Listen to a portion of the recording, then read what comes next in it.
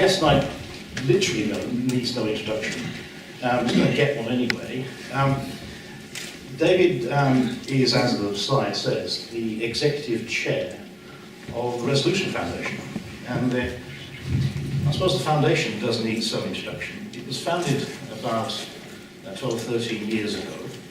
And its purpose, which you can read on the website, is, and I quote, producing high-quality research and analysis that raises the profile of the challenges facing those on low to middle incomes and developing policy solutions to these problems. So that's right on the button for what we're trying to do here. Over those years, it's been working on housing and on debt, on tax and welfare, on jobs, on skills and pay. But it's carved out a particular niche in the topic that David's going to concentrate on tonight, which is intergenerational fairness. And the big thing it's done on this is to set up an intergenerational commission, which has produced a final report, produced it last month. Those of you in the discussion 3 weeks ago will have heard some members of the audience refer to its findings. So that's what we're going to be talking on tonight. The Commission's work took about 2 years. There were lots of intermediate reports, but the final report is now published and very much worth reading. One thing that the Resolution Foundation is very resolute about is that it is resolutely non-partisan. David, of course, was a Conservative Member of Parliament, but the Foundation covers all parties. And the Commission itself, the Intergenerational Commission, included, for example, Francis O'Grady, the General Secretary of the TUC, Paul Johnson, the Director of the Institute for Fiscal Studies, and Torsten Bell, who's also the Chief Executive of the Foundation itself, but who was the Director of Policy for the Labour Party. Now, David himself, of course, is no stranger to these issues, having published a book, which I hope some of you will have read, called The Pinch, a few years ago, which laid out in painful detail the iniquities perpetrated by us baby boomers on subsequent generations. So David's returning to those themes tonight. But the big question, of course, is not just the analysis, but what to do about it. And that's what David's going to talk about now. Thank you very much indeed, David. It's great to be here. Thank you for this opportunity. And here is the report. I've only brought one copy with me, but you can see it is a substantial piece of work. And what we tried to do, moving the debate beyond the pinch, which came out in 2010, was first of all, we've got much more detailed analysis. I'm going to give you a tiny bit of analysis, but not much. But the real challenge that we set ourselves is the same challenge as links the different events you've been having as part of this theme of imagining Britain in 2027, which is what actually you propose to do about it. And that is the hard bit, and for those of us like David and myself who've been in politics, it is striking how a lot of people will do the analysis. What actually are the policy proposals that then follow is much trickier. And sometimes what frustrates me about academic research, if I may say so, is that there's incredible attention devoted to sophisticated statistical techniques that I wouldn't claim to be able to understand. And then the final paragraph is some kind of rather cavalier remarks about what the policy implications might be. It's the policy that really matters, and that's what I'm really going to focus on for the bulk of this talk. Anyway, let me set the ball rolling with, I'm afraid, just a tiny bit of evidence in case anyone has any doubt about the scale of the problem. I should explain that this type of analysis, and I have several slides like this, doesn't take the big generations. I'll have a slide on them a bit later, but it looks at different 5-year groups. And what it does, and I'm sorry we haven't got a sort of laser pointer, but this tracks the amount that someone was earning, their pay, as they grow older. And each line is for a particular age cohort. So you can see the blue line is people born 51, 55, keeps on going. And as you would expect, it carries on moving upwards for most of the series until what do you find? You find that the yellow line for people born 1976-80. The line after it, for people born in 1981-85, is indistinguishable. And then the purple line for people born 86-90 is actually below the line for people born in 81, 85 and 76-80. Now I'm going through this slowly because there's a lot of charts and analysis in our report, and there'll be some of the charts that I show during my talk, which basically repeat this model, this way of calculating things. And what this tells us is that there was a kind of expectation, and there's attitudinal surveys that show it. There was an expectation that basically part of the contract between the generations was to be that successive generations would be better off. And what we show is that on a range of metrics, it's no longer the case that the younger generations are better off. So in its crudest form, this tells you that when you're in your 20s, your actual real pay is unlikely to be any higher than it was for people in their 20s 5 years before you or 10 years before you. It tells you that that kind of progress that we were used to has come to a halt. And that, although pay is only one of the measures, we assemble, I think, incontrovertible evidence that basically this problem is a major problem in British economy and British society. And we've got to tackle it. And that, as I say, is the evidence on pay. You can look at it in other ways. And this is a different analysis. This is generations, not five-year cohorts. But this is the housing market. And although we think, and I suspect there are people here whose anxiety about the housing market is how on earth are our kids going to get started on the housing matter, which is one of the things that first got me into this whole subject. This is a slightly different analysis, and just as important. This is the proportion of incomes that are going on meeting housing costs. And this tells us that the millennials are devoting a higher proportion of their income to meeting housing costs than any previous generation.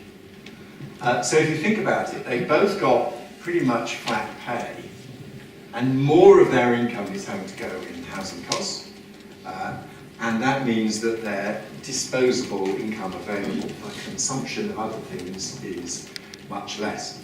And in the course of the report, we go through the various myths that older people use to try to invalidate the claims of younger people. And one of the arguments, of course, is, well, they're all eating out and spending all their money on holidays, they're not saving up to buy a house. We actually show that the consumption boom has occurred amongst people in their 50s. We are the group that are eating out more and getting on more foreign holidays. There has not been a consumption boom amongst younger people because they haven't just put all of their money into renting, because that's mainly what they're doing, paying their rent. So there's a housing narrative. This is not all remorselessly bad news, and so I don't want to, and where we can find good news, we identify it, and this is relevant for policy. Although there is a problem with pensions and building up pension assets, the good news is that a cross-party policy of auto-enrolment in some kind of basic funded pension pot has spread participation in private pension saving. They're not necessarily building much up in this pot, but there are many of them are saving. They're not saving in defined benefit pension schemes, but they are at least saving in some form. So that's the very broad picture of how younger people are losing out. Their pay is no higher, their housing costs are higher, and though they're saving for a pension, they haven't got anything like the kind of defined benefit pensions that we have. But I'm sometimes accused of kind of promoting generational warfare, and actually what lies behind all this is what I think is a contract between the different generations. And so let me take a few steps back and show you how I think this works. And this is the most fundamental chart. This is the empirical background to the whole story. This is a lot of very advanced, sophisticated demographers, far more sophisticated than me, look at birth rates, what proportion of adults were having kids, what was the fertility rate of women, and all that. This is a much cruder chart. This just tells you, for Britain, for more than a century, how many babies were born each year. And I think this is one of the most important single trackers we've got of social change in Britain. So what it tells you is that during the First World War, you went down to 800,000 babies born, and then it shot up to over 1 million after the war. It tells you that then in the interwar depression, you had only about 700,000 babies being born, which, if you think about it, tells you that 60 years later, you weren't going to have many pensioners. So I say one of the factors which made public expenditure control and saving possible was that Britain didn't have many elderly dependents when the interwar generation was growing old. You then have, and we call that generation the silent generation, a relatively small generation. They have not had a big impact. Then we have the baby boomers, and you can see and there are no kind of final official definitions. These are definitions which I use in my book, but in terms more on wider literature, and I have a kind of intuitive and cultural and economic base to them. So the baby boom is defined by those two peaks when you had more than 1 million babies born, immediately after the war in 1947, and again in 1964. You can have very sophisticated analysis of why this happened. You might say it seems to have happened after 2 very cold winters.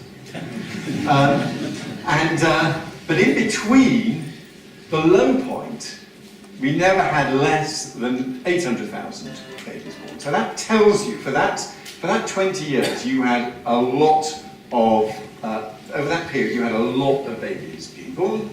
And of course, if you think about it, especially those twin peaks, just think of British society. That tells you 1947, that tells you 1967, Britain had an exceptional number of young people. What did you have? You had the Grosvenor House riots, you had Carnaby Street, you had youth culture. It tells you also that in 1985 you had an exceptional number of young people. What do you have? You have the poll tax riots, and you have a lot of very angry young people 20 years on. So a society that has to absorb 1 million 18-year-olds, 1 million 19-year-olds, that is a turbulent, disrupted society. You then have this big fall in the number of births, reaching a low point in 1977, after a very hot summer. And that tells you, if you think of what this tells you about the balance of workers and non-workers, which I'll turn to again later, so that tells you that when the baby boomers work their way through the British economy and British society, think of it as a python swallowing a pig. That there's a point in the 1980s and 90s when you have a surge in the number of young workers, and they're now getting older, and behind them relatively few kids. It tells you that in the 1980s and 90s, the school system did not have to absorb so many young people coming through, and they didn't have many pensioners. So you have a society with a bulge in the middle. Then you have this mini boom, this little cycle you can see here, but again, it never goes above 800,000 really. So I argue there is a distinctive period when Britain had a very substantial baby boom. Now, the classic view amongst the demographers, from Malthus to Easterian, goes like this. A fundamental question you might ask yourselves is, if you had a choice between being born in a big cohort or a small cohort, what would you choose?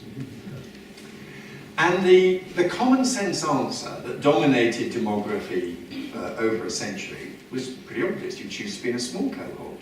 Less competition in the jobs market, fewer people in with sharp elbows also trying to get the same jobs, less competition in the housing market. You fly through life business class, not economy class. Manifestly better to be a small cohort. The argument in my book is that what has happened, contrary to what one might have thought, is that in a modern society, going through life in a big cohort works to your advantage. It means that, first of all, you have massive power in the marketplace.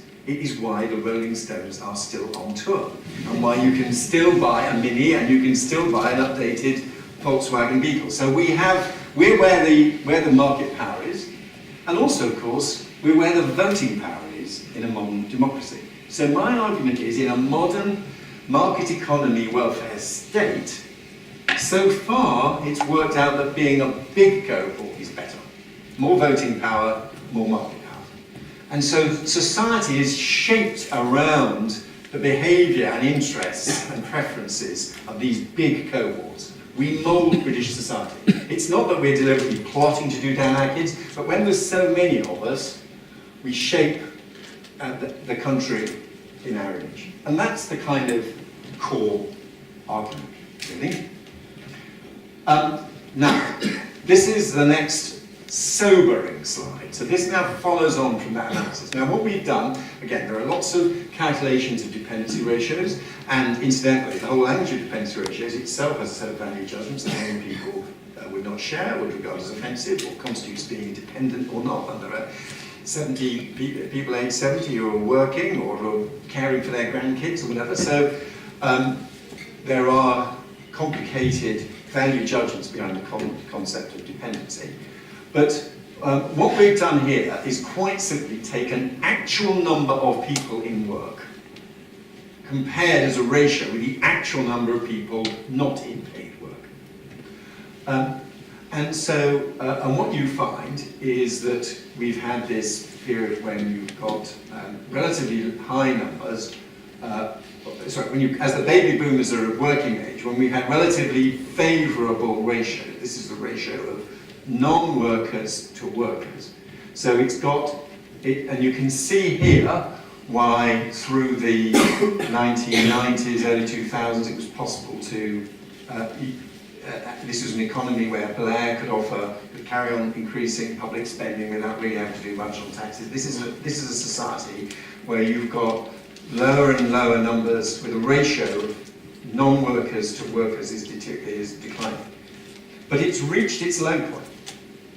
And what we argue is that we are now at the stage where the number of non-workers relative to workers is going to rise. And that's above all just because at some point the baby boomers, this big cohort of baby boomers, as we get older, we are going to stop doing paid work. And there are fewer younger people behind us. So when people talk about the ageing of Britain, they talk about it's all about improved life expectancy, which is happening and it's a good thing. But it's equally having a big cohort working its way through society. So even if there had been no improvements in life expectancy whatsoever, the effect of this big generation of baby boomers working their way through society is they make Britain as a whole an older place, because you shift the age balance of your society. So we are now this relatively benign backdrop. Okay, as this is actual people in work, it's sensitive to economic cycles and recessions and everything. But this relatively benign backdrop is now going into reverse, putting pressure on public spending. And this chart varies from country to country. I mean, it varies partly, of course, exactly as the nature of your baby boom varies.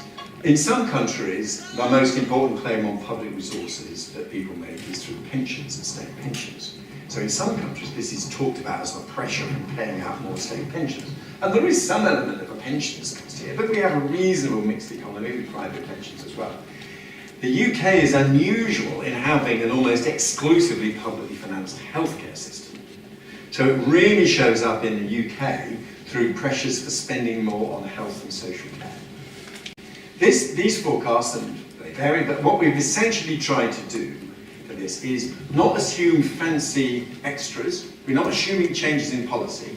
We'd say, imagine that you just are maintaining the welfare state contract. And as we grow older, we expect the NHS to be there for us. There will be more of us. There is some technological change built in. There are some assumptions about improvements and some increases in the cost of care. But this is just saying the British welfare state carries on delivering education, largely publicly financed, pensions largely publicly financed, pensions partly publicly financed, NHS largely publicly financed, feed in the figures for the numbers of older people, changes in the number of younger people, and what you find? And you find this massive surge in spending driven by the NHS. The reason, instead, why we're not quite at the low point yet is because the rapid increases in the pension age are settling somewhere.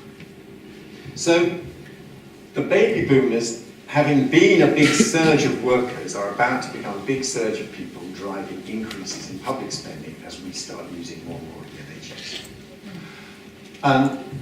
And if we did the usual thing and said, right, we're going to tax the younger people to pay for our healthcare, this is where the tax burden would fall.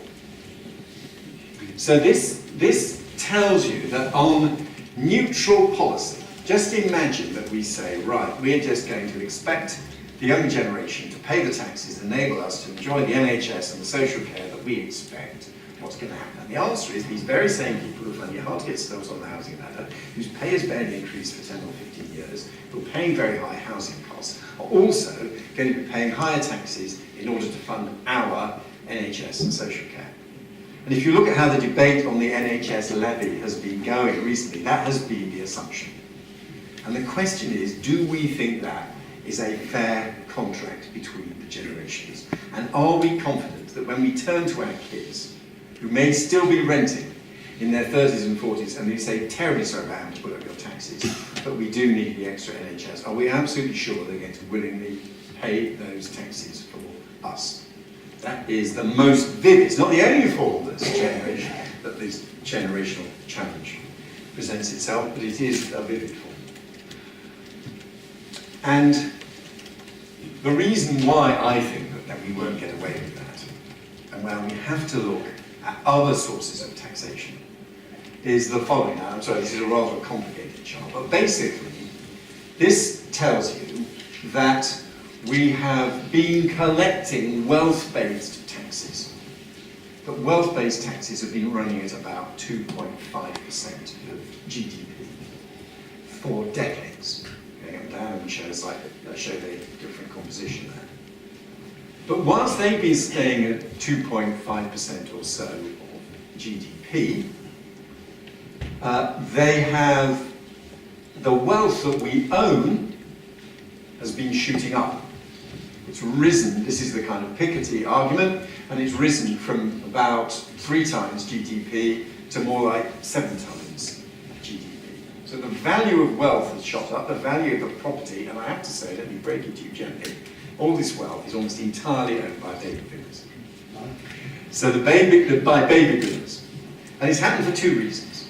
Sometimes you're told, oh, it's because we were particularly prudent people who saved fantastically hard. And if only those youngsters got into the habits of living prudently and saving, they'd be all right. Well, 2 things that happen which are boosting our wealth. The first thing is that having bought our flats and houses, their value has shot up. Above all, because basically the way an economy put it, the value of land in places like Cambridge or London has shot up. So although we may have added the value a bit by building that conservatory and putting in the garage, basically there will be people in this room sitting in a house that is now worth a multiple of what we paid for it, what was originally worth, not because of any particular virtue of our own, just because values of houses around us have shot up.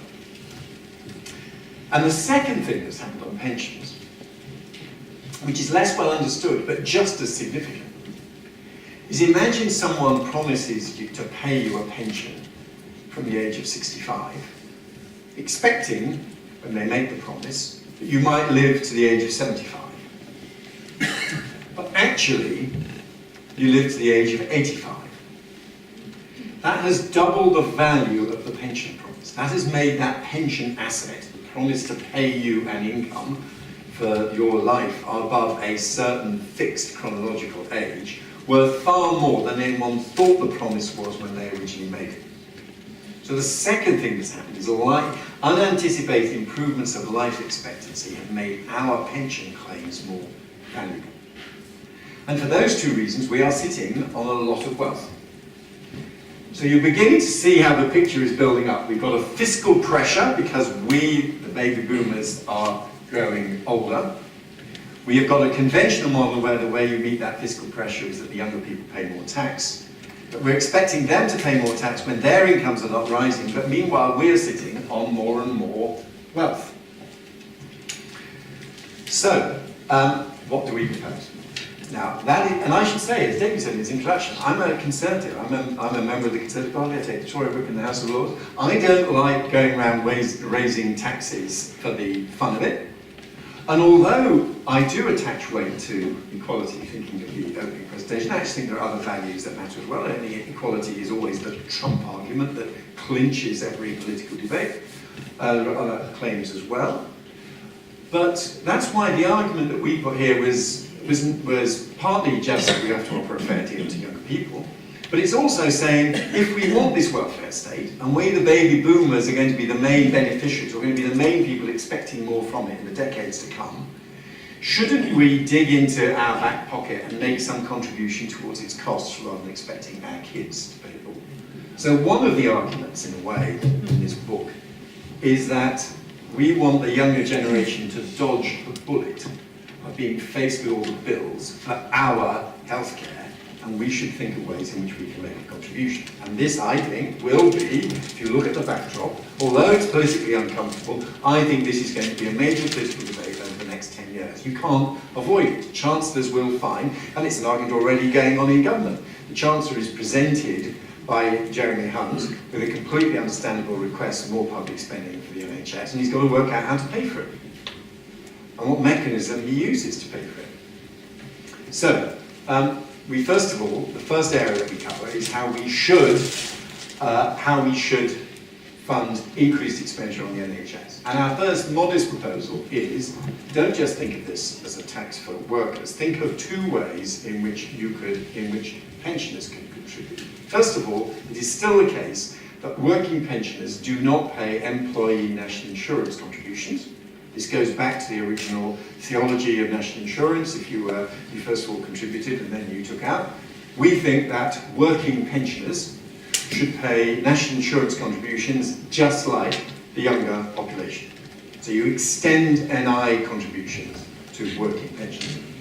And the second thing, which is more controversial, that above a high threshold, £12,000 or whatever, you pay NI on income from occupational pensions.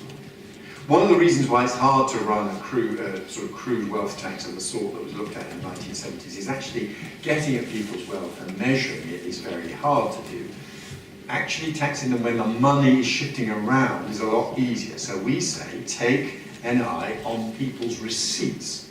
And you could do it with the model that we have, and these figures are all, the exact figures don't really matter, they would be decided, but we suggest at half the usual rate at 6%, above a threshold of £12,000 a year of occupational pension income, and put all that into the NHS.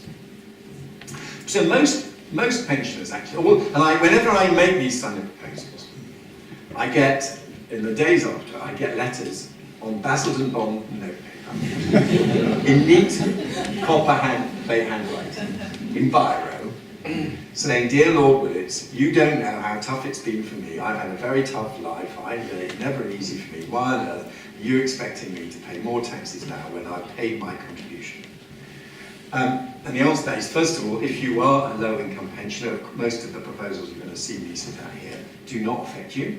They're actually for the more affluent, younger pensioners. And secondly, more uncomfortable but true, all our modelling shows that the people who write to me saying, "I've paid my contributions, all I now do is expecting the welfare state to in turn discharge its obligations to me." This argument that their contributions have somehow paid for the welfare state claims they're now making are incorrect. On almost any modelling, if we go on the normal conventional route, we will find that the baby boomer generation will take out from the welfare state far more than we ever put in, but the younger generation will put in far more than they take out.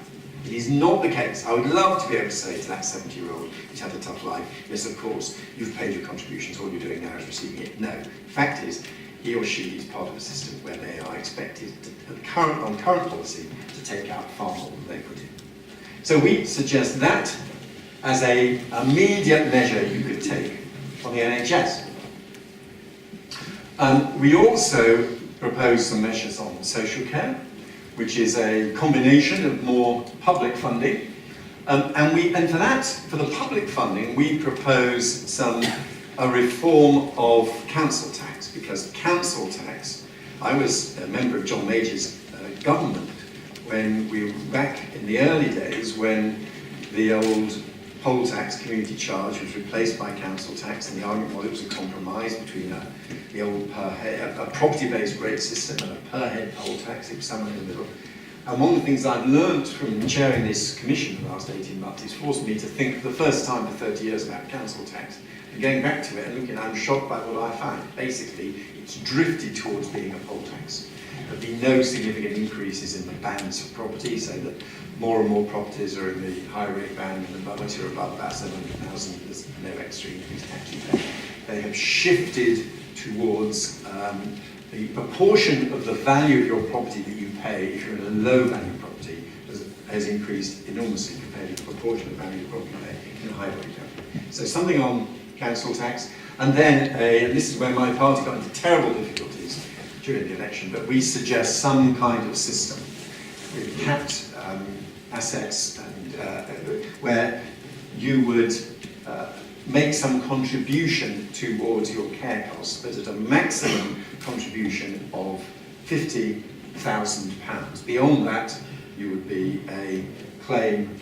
You would have a claim on the wider exchequer. So these scare stories of you'd have a massive bill. We think there should be a cost cap of £50,000. And no more than a quarter of assets, so no more than £200,000 of the assets to be counted. So we've got proposals on the NHS and social care.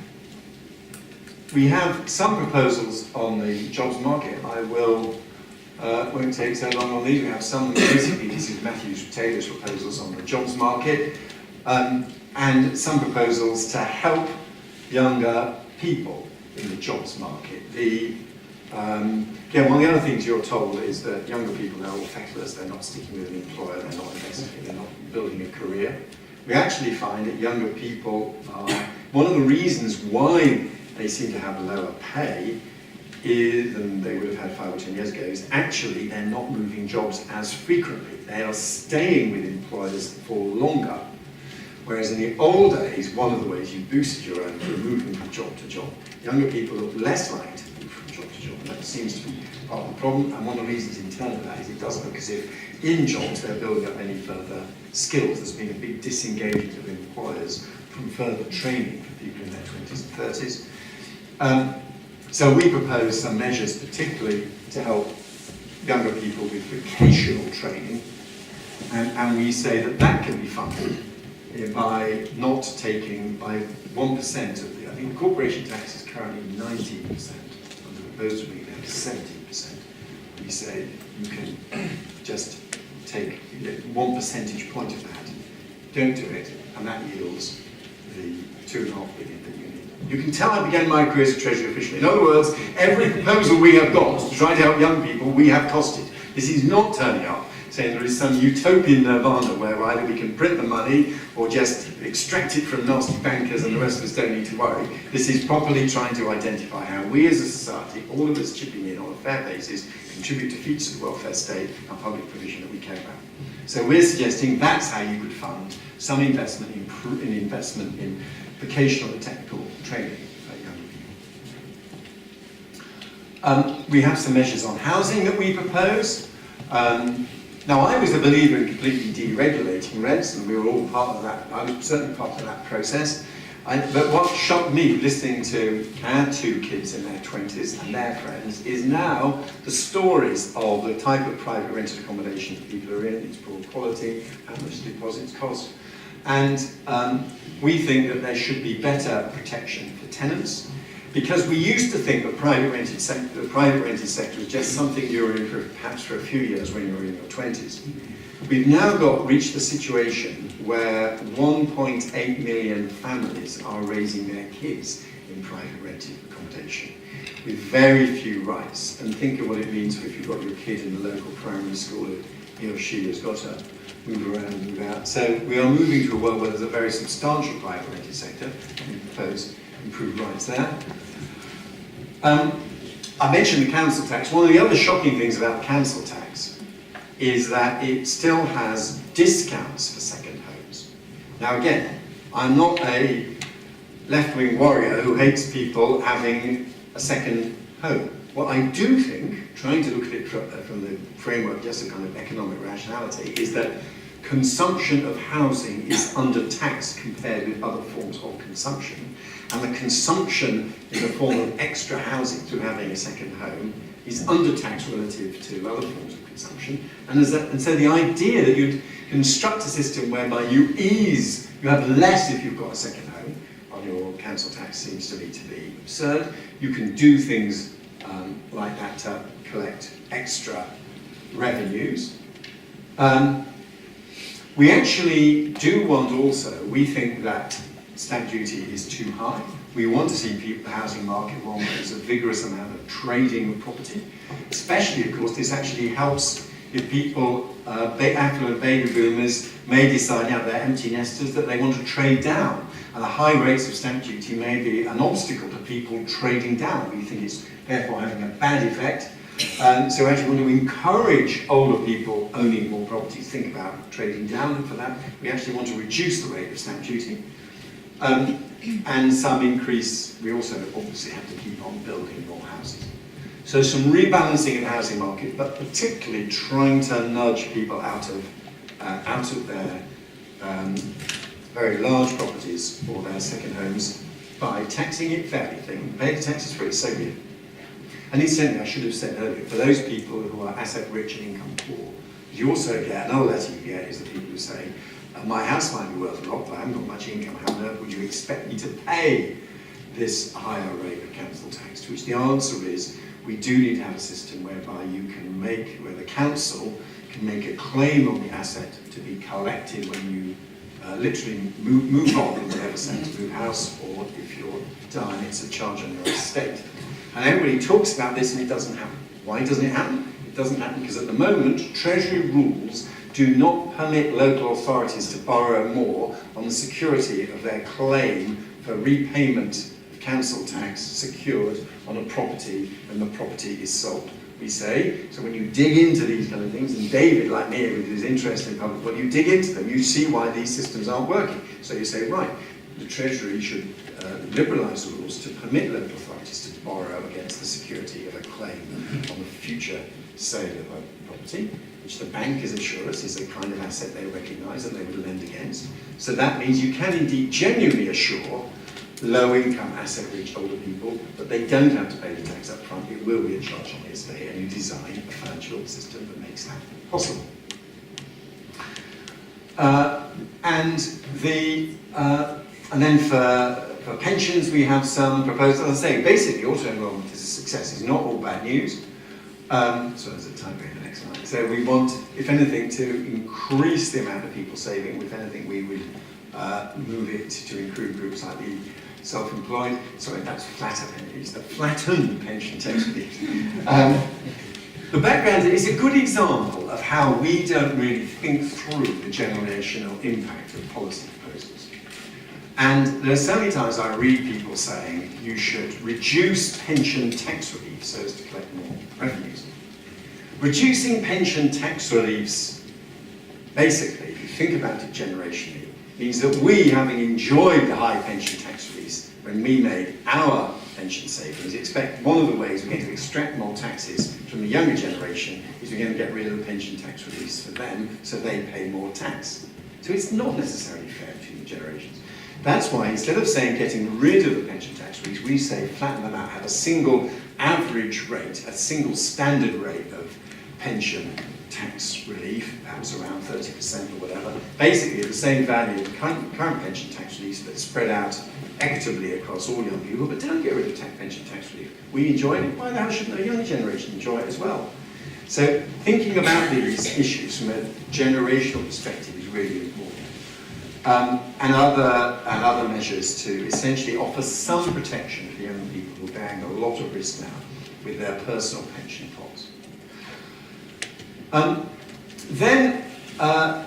Finally, the proposal which got the most controversy at the time of the launch was how we wanted to see the opportunities of inheritance spread.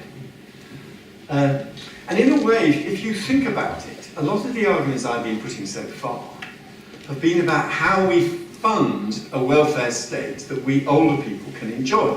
That's why, as I said, in many ways, one of the core arguments of our report is actually we just want younger people to dodge the bullet before we just sit around, which I currently think is the way the public debate is happening, thinking of ever more genius ways whereby we can extract more money from younger people to pay for the services that we older people wish to collect from the state. So I want to pause before we go down that route, which is how the public debate will go in the next decade unless we think about things from a generational perspective. But dodging the bullet isn't quite enough. I also would like to see property ownership spread amongst younger people. Now, there's a left-wing narrative here about a universal basic asset entitlement. There's also a Tory narrative of the property-owning democracy, and Tories love promoting wider home ownership and all those sales of shares in nationalised industries, Sid and everything, and those campaigns on British Gas shares and everything. And if you look at property ownership in the 1980s, you find that property ownership grew very substantially. Home ownership, private pensions, personal share ownership. But in the last 20 years, all of those mechanisms have gone into reverse. Direct property ownership is now in retreat. And now here I'm pitching this in a conservative way, because I'm a conservative. I think a society where fewer and fewer people have the prospect of actually having a stake in society through owning any kind of asset is a bad thing. I want people to have that opportunity. And as a society where you may have a small amount of money in your auto-enrolled pension scheme, but you're probably in a private rented sector, and you're very unlikely to have any significant savings of any sort, apart from that bit in your pension pot. I don't think that's not the kind of society we offer for the boomers. We've enjoyed this extraordinary surge in asset ownership. So we need to do something to kickstart some asset ownership for young people. And that's why we say that we should reform inheritance tax and put that money into a £10,000 in citizens' inheritance for people when they're about 25. You could phase it in actually by starting when people are 30 or so and gradually moving it down. And the inheritance tax is a classic bad tax in that it is a very high rate, which scares people, 40%, but collected actually from a tiny fraction of households. So most households don't pay it. We want a much more evenly spread tax, and we actually think it should be a tax paid by the amount of property you receive rather than the amount of property in the estate. And you might charge it if people receive more than £125,000. And again, the exact figures are all open for debate, but you could do quite a low rate, say 20% rate of tax on any property or asset you receive above £125,000. And something like that yields a significant extra proceeds that are sufficient to pay for a £10,000 citizen's inheritance. We would attach some conditions to how you could use it, and we envisage 4 things you could do with it. You could use it for housing, either a deposit for buying a house, or just as much actually, a deposit for getting a rent. You could put it as extra money into the Nest auto-enrollment scheme. You could use it for education and training. If you wanted to, you could use it for paying off some of your graduate debt. I'm not sure that's actually a priority, but you could. Or you could use it for actual extra education and training, getting a vocational qualification, paying for getting a master's or something. You could use it to help setting up a business. And that would be those would be legitimate uses of the money. And we see that as a way in which you could provide people in their late 20s, by which time they should be ready to take adult decisions, with just a bit of money. Now, when I do the media interviews, you find some affluent Westminster TV presenter who says, £10,000, £10,000, that's nothing. What's the point of £10,000? £10,000, we've modeled it, £10,000 more than doubles the wealth of 3/4 of young people. Most of them have nothing like £10,000. So our view is this is actually, for many young people, really quite significant. So what I tried to do, and what we, not just me personally, what we've tried to do in this whole Commission report is not just analyse a problem, though it is very vivid. We've actually tried to come up with a series of proposals that you could enact in order to do something about it, in order to reverse these powerful trends, boosting the wealth of the baby boomers and making life tough for the younger generation. Now, I have inevitably focused on the hard-edged financial and economic questions. There are other things you can do, there are other types of initiatives as well that are also important. For example, promoting intergenerational contact and communication. And one of the ways our society has changed is that we are increasingly segregated by age. We're segregated by age by where we live. We're segregated by age by where we work. In fact, there's an assumption that the different age groups are kind of almost a threat to each other and should be kept apart. And the only exception to that is the family. And contrary to a set of sort of modernist sociological accounts where the family was going to become less important in the modern world, I argue what's happened is the family has become more important in the modern world. And I think that these changes in the relations of the generations are crucial in explaining what's happened.